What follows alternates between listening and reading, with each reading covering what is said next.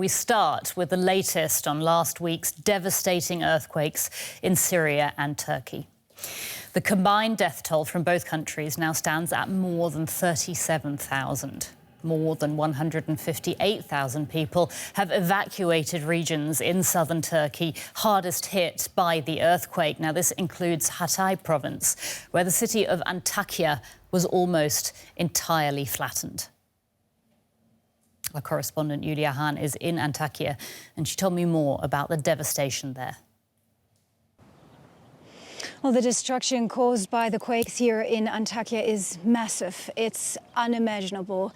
When we drove into town earlier today, we saw hardly any buildings still standing. 70% of Antakya, that are the estimates, are gone. What you can see here where we are, this is the old city of Antakya. There's a hotel right behind me. We are going to show you around a little bit. There used to be a bakery here, homes, a mosque. We are actually standing on a pile of rubble that used to be part of a mosque. And Antakya used to be home to more than 400,000 people. It is a city with a rich cultural heritage, a multi-cultural, multi-religious city. And now this is what's left of it. The architectural damage is colossal to landmarks as well. Turkey's oldest mosque has been heavily damaged, churches, the city's synagogue, and the people we speak with here, the people who are still here, they are in so much pain. Everybody here has lost someone. People are grieving for their loved ones and they are grieving for their city. We do still see search and rescue teams, crisis response teams, both from Turkey but also from abroad, from Mexico, from Australia. They are walking the streets, they're trying to hear voices or noises from under the piles of rubble. A team from the Istanbul Fire Department told me that they aren't going to give up looking for survivors, no matter how small and slim the chances now are of still finding people alive. But the problem is the main roads here in Antakya are now accessible, but many smaller roads aren't. So the search and rescue teams haven't even been able to access many of the collapsed buildings. Julia, you talk about the pain of the people. Can you describe to us the humanitarian situation? What situation are these people in who have survived this nightmare? Well, most of the survivors, that is our impression, have left Antakya to nearby cities, to villages, to elsewhere in Turkey. They've been evacuated. Others, and I think it's easily thousands, are now staying in makeshift tent camps that have been set up here. Some of the tents are going to be replaced with containers within this week, we hear. But we've been talking to aid workers, and many of them are actually volunteers. They told us that people here need absolutely everything. They need food, water, heating, electricity. They need hygienic products. There are almost no toilets around. They need underwear. They need everything. And they also need psychological help because many people here, as you can imagine, they are absolutely traumatized. Julia, if I can just ask you briefly, what happens now? What are the next steps? Well, I can't answer that question for you, and because I think that people here don't know what's next for them in the next few days, weeks or months. The government has promised financial aid to the survivors, to the victims of this crisis. They have promised to provide permanent housing within the next year, but from where I'm standing right now in the destroyed old city, that's very hard to imagine. Mm-hmm. This city has a history of more than 2,000 years, and that has been wiped out within minutes by these deadly quakes. Julia Hahn reporting from Antakya in Turkey. Thank you so much for that update. Now, despite the desperate nature of the situation in areas hit by the quake, emergency workers say that they are still managing to save some people. Here's more. A moment of joy and relief.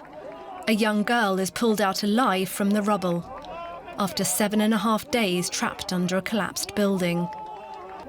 The girl, named Miray, was found in a town in southern Turkey by groups of rescue workers tirelessly digging to find remaining survivors. It is difficult and often dangerous work. building inside is super dangerously collapsed. So you cannot just go inside, and you should be really careful also not to harm the people inside. So we are like kind of, we say in Turkey, we are digging with our nails. One by one, slowly, slowly, slowly. But over a week after the earthquake devastated parts of Turkey and Syria, the chances of finding people still trapped alive dwindles with each passing hour.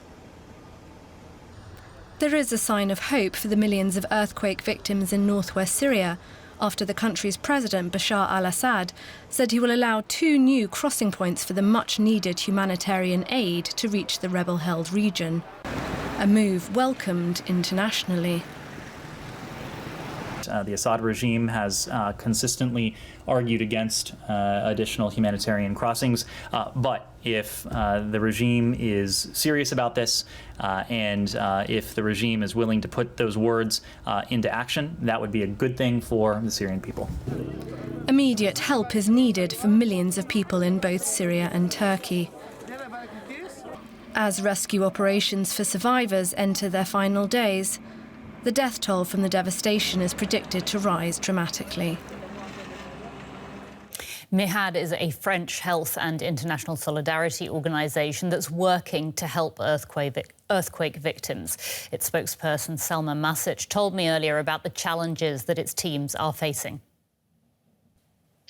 Thank you very much. Good afternoon. Yes, basically the priority needs include a lot of items, of course, as you can see, but of heavy machines for debris removal, medical supplies, ambulances, and of course shelters and non-food items, as you can imagine. So basically, our team in the field is trying to support as much as possible the persons that are actually affected by this earthquake, especially by providing primary health care to those most in need through psychosocial support, mental health support, and of course we are trying to provide as much as possible non-food items to help them surviving into the current situation of the hard conditions of the weather. And can you tell us a bit about the challenges involved? Because surely it's not easy to provide all of this.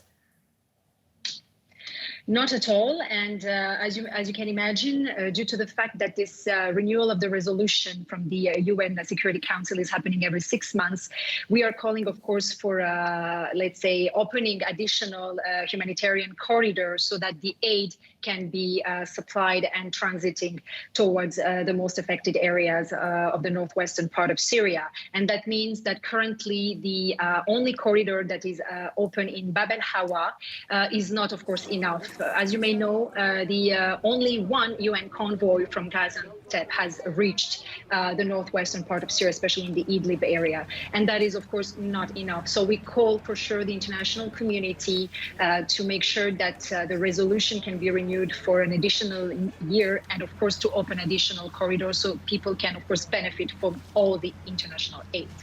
Within Syria, the Syrian government and the opposition have both been accused of holding up aid deliveries. How does your organisation deal with this kind of challenge to make sure that aid reaches those who need it desperately? It's a very good question. Thank you very much. Basically, as an, of course, humanitarian and independent NGO, we first of all do direct implementation, which means that we are the actors on the ground and we are the ones that provide results in the ground.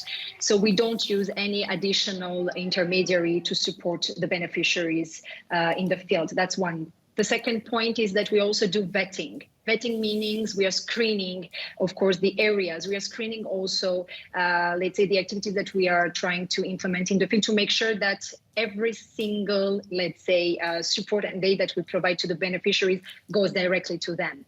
And of course, the third thing is that we have a monitoring and evaluation system that allow us to track as much as possible to, of course, certain extent, let's say, we are trying to track where the aid goes again throughout our internal procedures and regulation. And finally, I must say that, again, this is done in compliance with also donor rules, but also MIHAD rules. Okay. Over to you. And if we could just talk about the basics, the most important thing, what do people need the most right now?